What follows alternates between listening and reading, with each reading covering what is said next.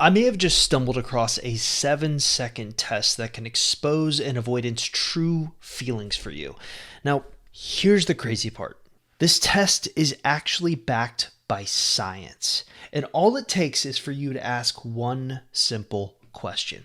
If I gave you a golden ticket to plan a trip for us 6 months from now, where would we go and what would we do? Now, I know this test seems underwhelming, like it can't possibly be that simple. That's what I thought at first. But then I stumbled across this research paper on future time perspective from the National Library of Medicine. And my perspective sort of started to shift. Check this out. The paper goes on to argue that the multifaceted nature of perceived future time and the associations different aspects of time have with goals, preferences, and well-being. This is basically just a really fancy way of saying the way people think about their future, how much time they feel they have left, and what they imagine it will look like, will reveal a lot about their goals, priorities, and emotional state right now. And because of this, it offers insight into the deeper truths, their emotional priorities and attachment tendencies. The paper also goes on to mention that antecedents and consequences of perceived time left in life. Now, this statement aligns with the test's premise that how an avoidant partner projects into the future or avoids doing so reflects their current state of emotional engagement or detachment. Avoidants who struggle to connect emotionally may not envision a meaningful shared future, which could indicate their hesitancy or guarded nature. Okay, one more little nugget of knowledge I found in this paper. Findings are considered within the framework of socio-emotional selectivity theory. What is that? Socio-emotional selectivity theory. Why do they always have to use such complicated words? Basically, socio-emotional selectivity theory emphasizes how individuals prioritize emotionally meaningful goals when they perceive time as limited.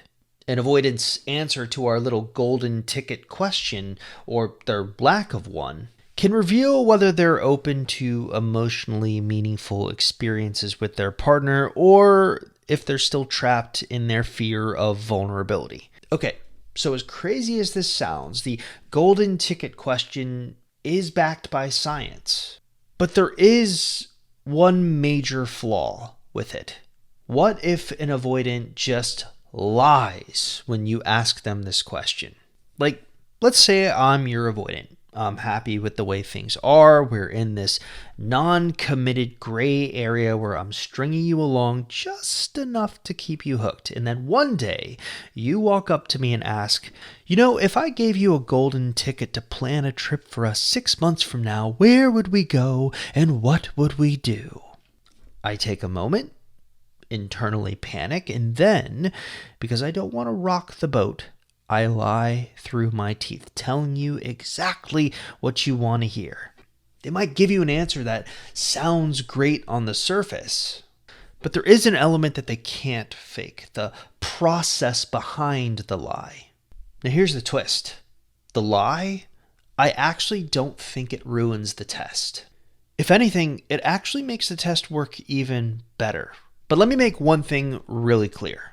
When avoidants lie in situations like this, they're not doing it to be malicious. They're doing it to protect themselves. Their instinct isn't, hey, let me manipulate this person. It's, how do I keep this conversation from going somewhere I don't want it to? And that instinct, whether it shows up as a vague answer, a too perfect response, or visible hesitation, tells us everything we need to know. Because the truth is, it's not about what they say. It's about how they respond.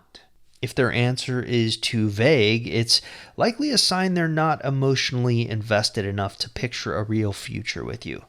If their answer is overly polished, like they've rehearsed it, it's probably a defense mechanism, something to keep the peace while avoiding commitment. And if they hesitate or seem visibly uncomfortable, well, that's a tell. It means they're wrestling with something deeper. Maybe they care, but their fear of intimacy is holding them back. I can already see the naysayers in the comments holding their pitchforks. Sure, but what if I can't tell the difference between an authentic response and a fake one? And you're not wrong to ask that question. Everything I've said so far is really dependent on your ability to spot authenticity. But let's be honest, some people think they're great at spotting lies when in reality they are not great at spotting lies. They've essentially overinflated their abilities, relying on age-old advice like, if they look away, they're lying, which, spoiler alert, isn't true. So what can you do if you're not 100% confident that you can read someone? Well, here's the secret. You don't have to be a human lie detector to make this work. It's not about catching every little micro expression or processing every little pause they give you. Instead, it's about looking for patterns. When you ask this question, you're not just gathering data from one response. You're looking at the broader picture of how they show up in the relationship.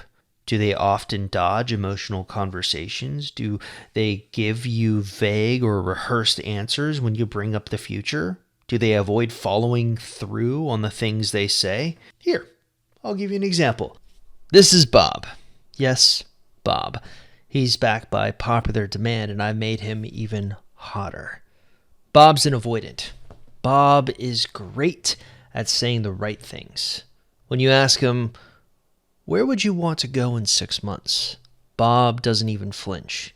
He tells you, I'd love to take you to Paris. We'd wander the cobblestone streets, eat croissants at a little cafe, watch the Eiffel Tower light up at night. Sounds perfect, right? But here's the thing about Bob. He never actually follows through. You'll notice that when it comes to booking those flights or even having a serious conversation about planning the trip, Bob always has an excuse. Work is crazy right now. Let's talk about it later. Do we really need to plan so far ahead? And it's not just about the trip.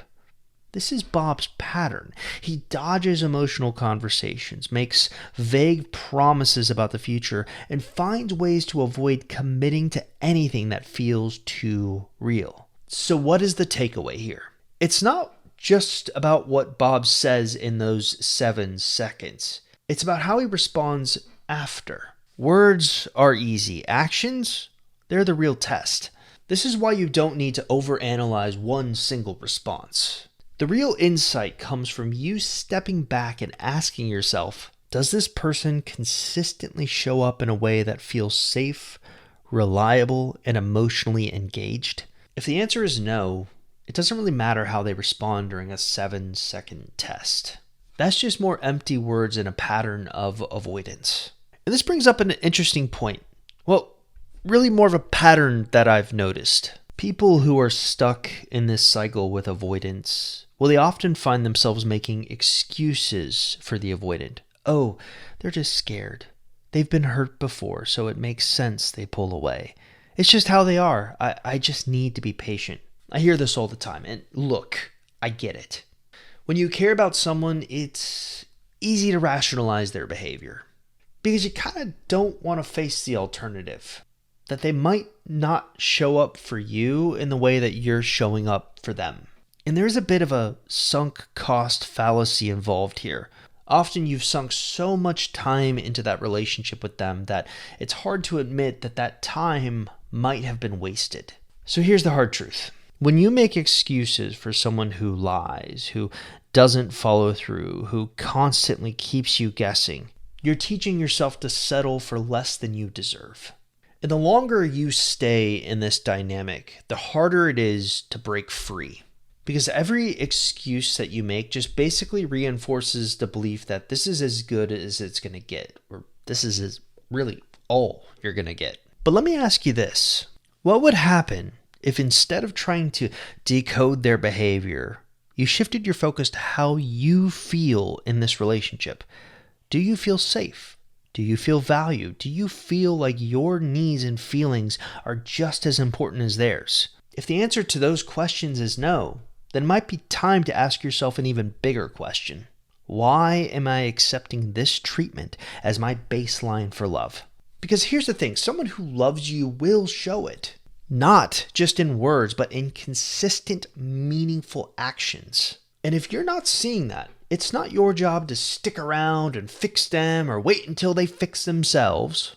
It's your job to set the standard for how you believe you deserve to be treated and to stick to that standard.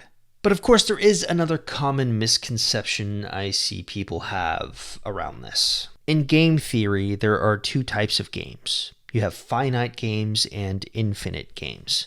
Now, finite games have clear rules, defined players, and a definitive endpoint. Think about a game of chess or soccer. The goal is to win, and once the game is over, it's done. With infinite games, on the other hand, you have no fixed endpoint. The rules can change, new players can join, and the objective isn't to win. It's to keep the game going. A good example, life itself. Now, here's the mistake I see people making all the time. They're applying a finite framework to an infinite game. Relationships are a great example. Relationships aren't finite. They're not about winning when you get your ex back, when you get a commitment, or when you get married. Relationships are an infinite game. The work doesn't stop once you hit a milestone. Getting the relationship back or securing a commitment isn't winning.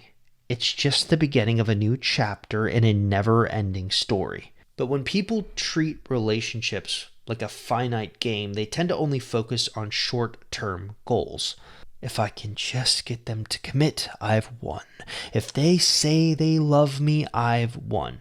But what happens if you reach that goal? Well, if you're treating it like a finite game, you might be unprepared for what happens next. You stop putting in the effort, assuming the work is done, or worse, they stop putting in the effort, assuming their work is done. Or maybe you get stuck in this cycle where you're constantly chasing after new wins that kind of don't really matter. Now compare that if you just approached relationships with a infinite framework as opposed to a finite framework. The perspective shifts entirely. It's no longer about achieving these milestones. It's about showing up and achieving goals together, growing together, adapting to the changes that life throws your way. The goal, if I suppose you want to use that term, isn't about getting a commitment or getting married. It's about keeping the relationship alive. It's about deepening that bond, building something meaningful over time. So here's a real question. Are you playing the relationship game to win? Or are you playing to keep the connection thriving? Because if you're treating an infinite game with a finite mindset, you're always going to find that something is missing. Like you've won the battle but are somehow consistently losing the war. Now, let's circle back to our 7-second golden ticket test. You clicked on this video. If you're still watching, that tells me something. It tells me that you're deeply interested in what an avoidant or an ex or a relationship who you perceive to be an avoidant thinks about you, what they're feeling for you. So much so that you're intrigued by a simple idea of a test to uncover those feelings. But here's the thing.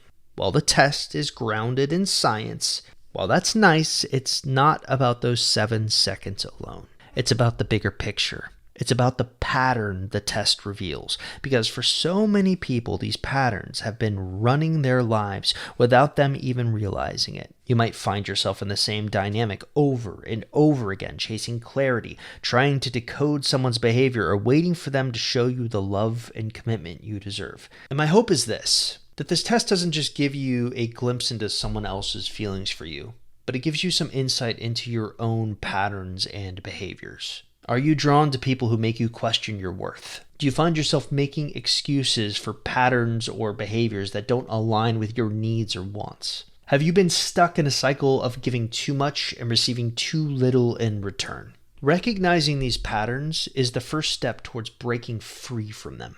Because here's the truth. You deserve to be in a relationship where you don't have to question someone else's feelings for you. You deserve a connection that is safe, secure, and mutually fulfilling. Yes, the 7-second test will give you some insight to how the avoidant is feeling about you. But what I really want is for you to uncover the patterns that you've been keeping trapped and to take action to better your circumstances. Because the real breakthrough isn't when you uncover how someone else feels about you. It's when you uncover how you've been holding yourself back and decide you're ready for something better. Whether that's with an avoidant or someone else.